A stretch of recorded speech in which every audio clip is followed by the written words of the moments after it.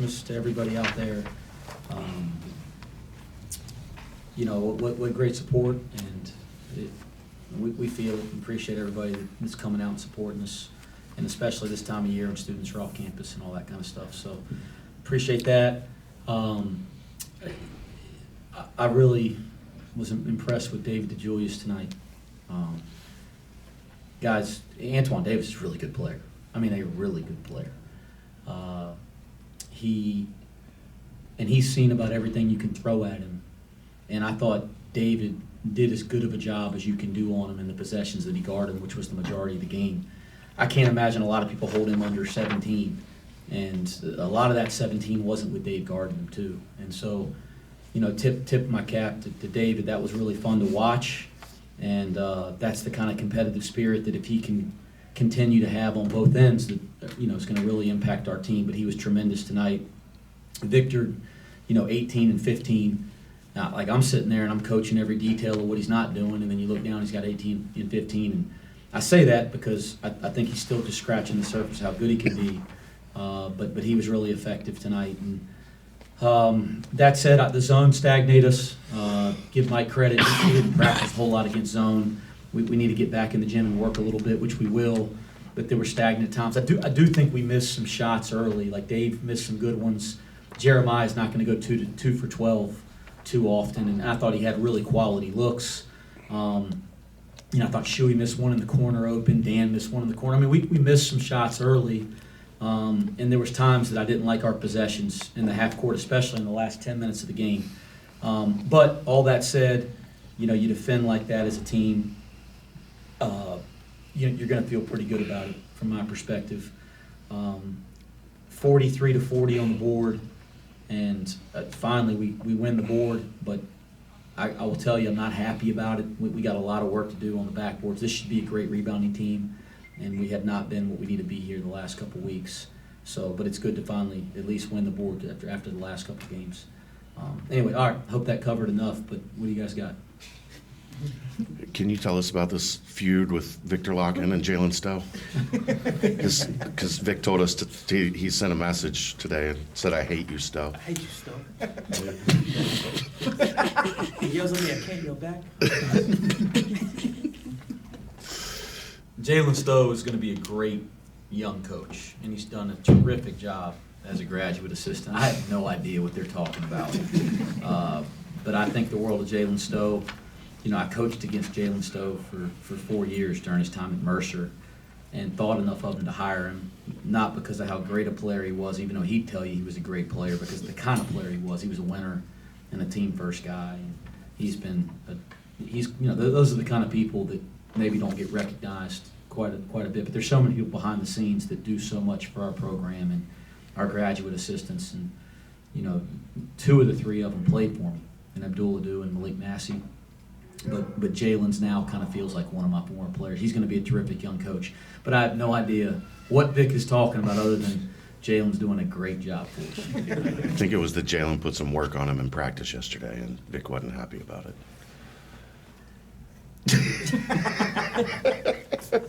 Next question. You got 16 combined from Jeremiah and Odie. That 4 spot has kind of been something that seems like you're trying to find the perfect mix there. Do you feel like you're getting closer offensively and defensively with where you're at the 4? Even Odie played some 5 tonight too, I thought I saw. I do. I've really liked when we play those guys together. And I did think Jeremiah, even though you look down, he shot 2 for 12, I thought he was playing well tonight in the first half especially. So we looked at it, the way the game flow was, the way the teams matched up. We kind of felt that the big lineup wasn't as effective tonight as maybe it's been in other games. And so in the second half, Jared gets those minutes alongside, Jeremiah, and we just kind of go 1 in, 1 out at the 5 with Vic and Odie. So we now kind of have a better feel for how to play with different lineups on the floor because we practiced that a lot now. And we also have the ability to kind of mix and match game to game, and that was a conversation we were having on the bench all night. Not that it's always going to be 18 and 15 or 8 for 10 from the field, but do you feel like Vic's starting to get to the point where this is going to be what he is night in, night out consistently? I think he's capable. I do. Guys, we're just you're just seeing like the tip of the iceberg of what Vic is capable of. Mate, I think Vic can play anywhere in the world. I think he's got that within him. Now he's going to have to continue to grow and develop to get that all out of him. But he's improving at a rapid rate. Everybody knows that. And I think he's just getting started. He's such a great young man, and he has a great work ethic, and he's really committed. So, God willing, I think he'll continue to grow. The conference slate is done, the non-conference slate. As you're looking back at these few games, where do you stand as far as your outlook and the growth of this team, and as far as where you're headed in the AAC play? Well, I thought the first 2-3 weeks of the season were frustrating. We're trying to, you lose a couple pieces. You're trying to figure out rotations, and you don't want to do that. You want to figure that out in the preseason. And I thought we were trying to kind of find our identity. I didn't think we were defending. We were sharing the ball. And so we were really kind of just working through some things the first 2 or 3 weeks. And I'm not making an excuse. I was frustrated. Our team was frustrated. Over the last, 2 to 3 weeks since we got back from Maui, I felt like we've started to establish our identity as a team. We've had more purpose in practice. We're figuring out roles and rotations and where we fit.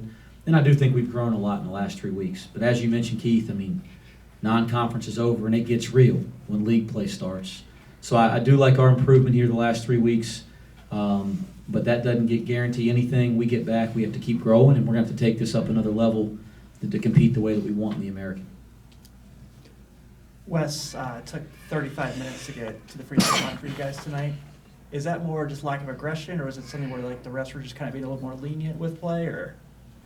No, I think we got to the line really well in our last game. It is something that is important.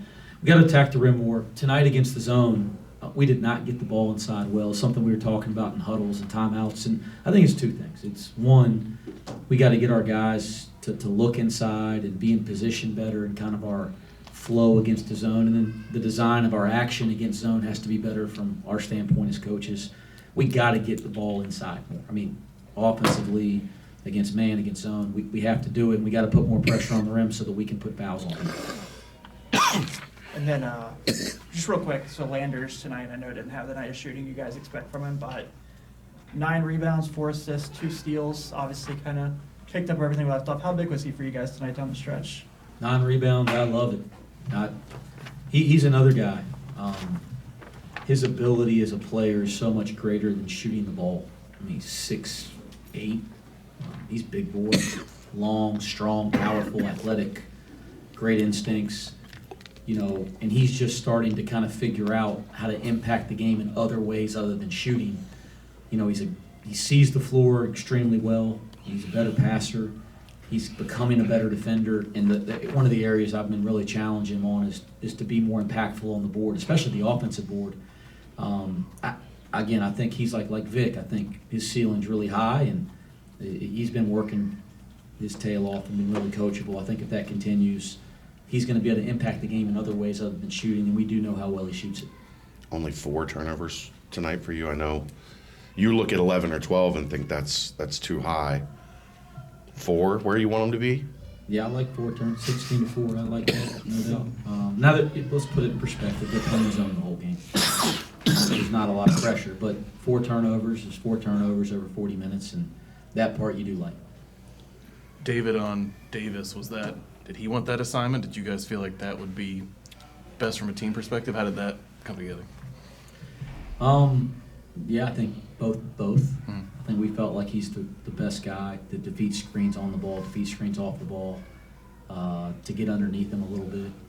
And, yeah, I think David was excited. He gets excited for big defensive assignments.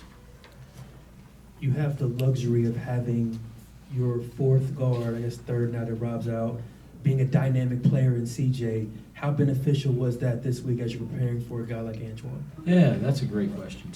CJ was Antoine Davis in practice the last 2 days, and 2 things, because I've spent 2 years in North Carolina on the scout team, and when you get to be somebody like Antoine Davis, it's fun, and he had a lot of fun with it.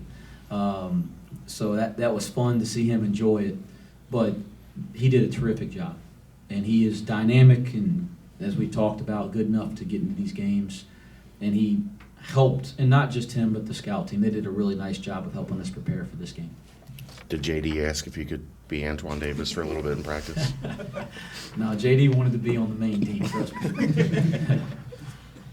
JD had a team high 5 assists tonight, was seemingly kind of looking for that quick extra pass when maybe he would shoot in other situations, most assists since the win over Louisville. What do you think of his playmaking?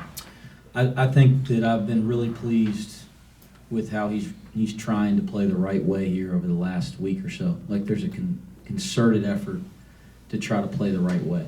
And, you know, you want when guys do that to all of a sudden they also score at a high rate, because I do believe that's how it works over time. And so I hate that he, you know, it's the one night that he doesn't shoot it well. But if he continues to play like that, it's going to give our team and him the best chance to play. And I, by the way, Dan Skillings is, you know, he's 1 for 7 tonight, but he's really made a concerted effort to play the right way. And when he comes in the game, the ball's moving better. You know, there's a couple possessions tonight. We get a layup in transition because he just makes a simple play across the floor in transition. You know, we get a swing around the horn and Shuey ends up driving a closeout and gets a layup, but it's because he put pressure on the drive. Saul, too, just made the simple play. So I think, like, Dan and Jeremiah are really, really playing the right way offensively for us, and that's making our team better offensively. 2 more questions? Are we good? All right. Thank you. Thanks, Will.